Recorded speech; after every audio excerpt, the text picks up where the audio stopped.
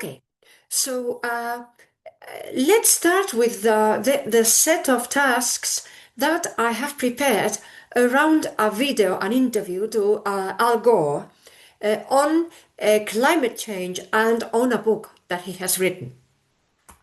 Um, Please allow me to share my screen as usual. Okay, this set of activities is based on the interview that um, Al Gore had, I mean, that they, an interview to Al Gore where he explains what he considers relevant about the topic, what he considers or why he thinks that not enough is being done, and what he intends to highlight in his book. So the first activity that I propose would be a speaking leading activity with some questions about the topic of climate change and about the environment in general. So how can we do this activity at home? Well, there is a way in which we can do the activity at home, and I'm going to try to do it myself, at least to start doing it myself, with a very common partner that we can very well use to help us, to assist us when it comes to practicing speaking at home. I am talking about no other than Chat GPT.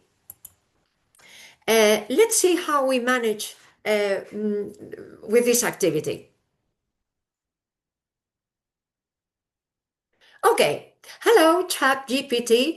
I have a speaking activity. I have to show my students how to do this speaking activity at home. I have proposed a speaking activity at home, and I am going to explain to them that you can be of help when it comes to practice English speaking, and they are all alone. So I hope that you will be so kind as to offer them the help that they need to do the speaking activity on their own at home. Absolutely. I'm happy to help them out.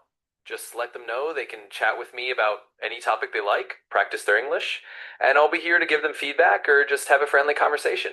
So feel free to send them my way, and I'll do my best to help them feel comfortable. Okay, thank you very much indeed. So, I'm going to read you the questions that we have to talk about, and then after that, I mean, my intention is that we have an interaction, and there is an interaction between you and me. I mean, we have a dialogue, a discussion, or a debate, and then after that, you give me feedback on my English. That will be what you have to do with them. I mean, you have to give them feedback of their English, telling them all the inaccuracies that they committed in a way they made, and also how they can increase their level when they do the speaking in order to speak more like a C1 student. I mean, how they can increase the level from a B1 or B2 up to a C1 level level of English. So tell them how they could have expressed something differently in such a way that it sounds more advanced. The questions we have to talk about are the following. They are about an interview to Al Gore where he explains he has written a book and he explains what he considers important and what how more it needs to be done in this respect. But the questions are introductory questions. They are not about the interview. They are introductory questions, general questions about the environment and climate change. Let me read the questions. In what ways has the conversation around climate change evolved over the last 20 years? What role should political leaders play in addressing environmental crises? How do economic interests conflict with efforts to combat climate change? To what extent do you think individual actions can make a real difference against global warming? I'm going to stop here. Shall we start discussing and chatting about them, please? I mean, will you ask the question so that I am the one doing most of the talking? It doesn't mean that you don't have to talk, but they have to do most of the talking. So, will you be the one to ask the questions? One after the other. You ask one, then we talk about that one, then you ask another one, then we talk about this other question, and then so long and so forth.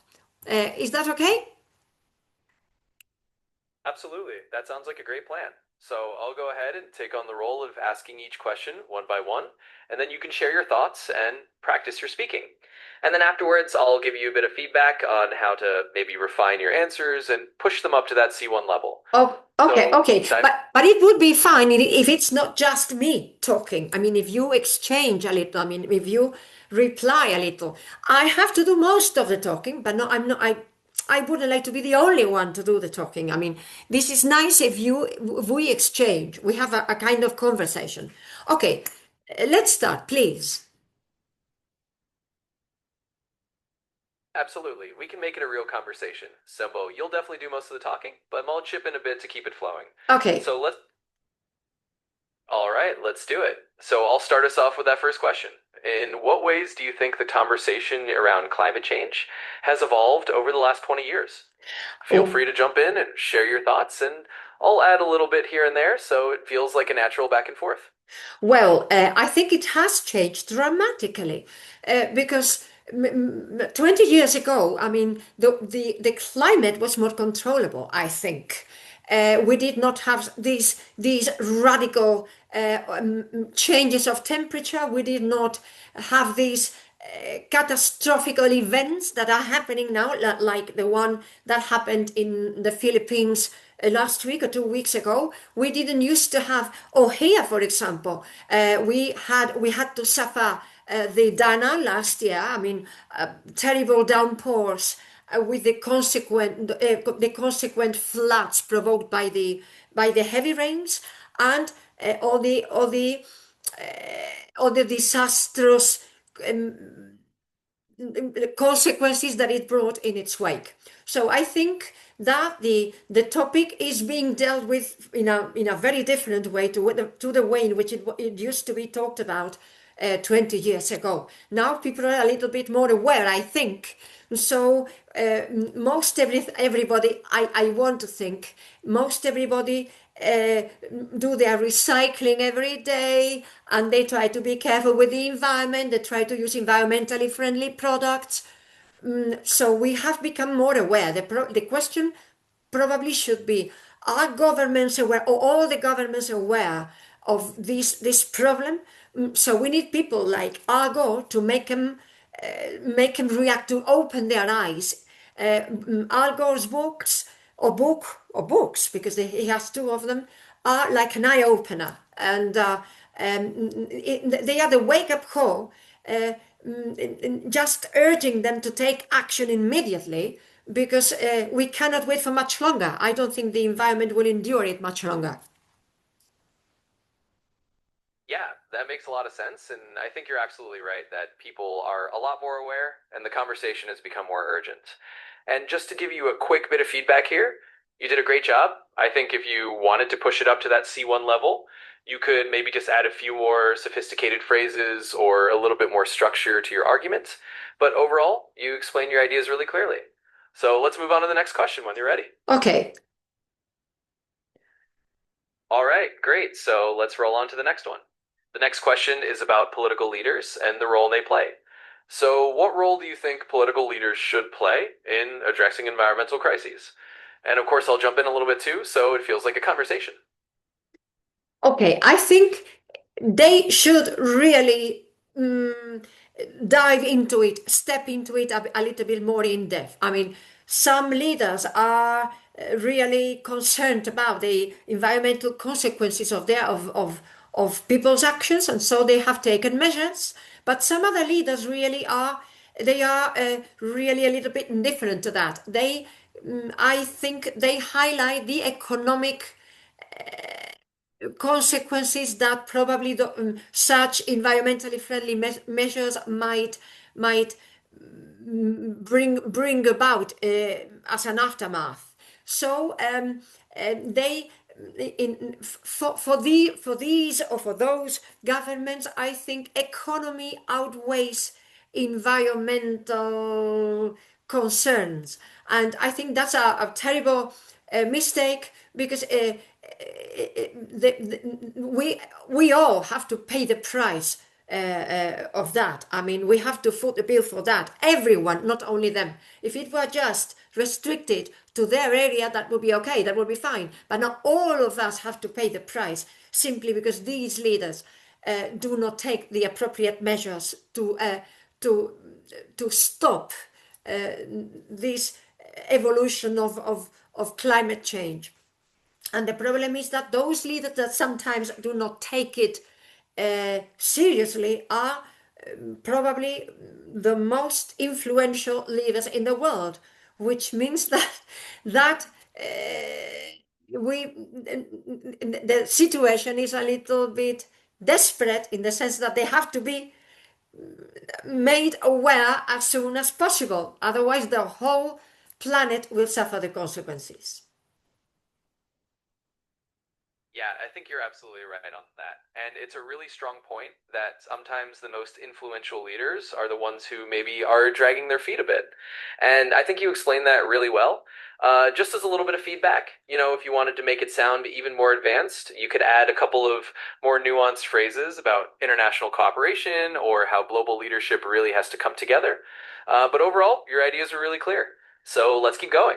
You're Thank doing you, great. thank you, thank you. I think we can call it today if you like, because I think my students have seen perfectly well with this short conversation we have had. They have seen perfectly well what they can do at home to do the speaking activity themselves. So thank you very much for your help, and I hope we will be collaborating very soon. Thank you.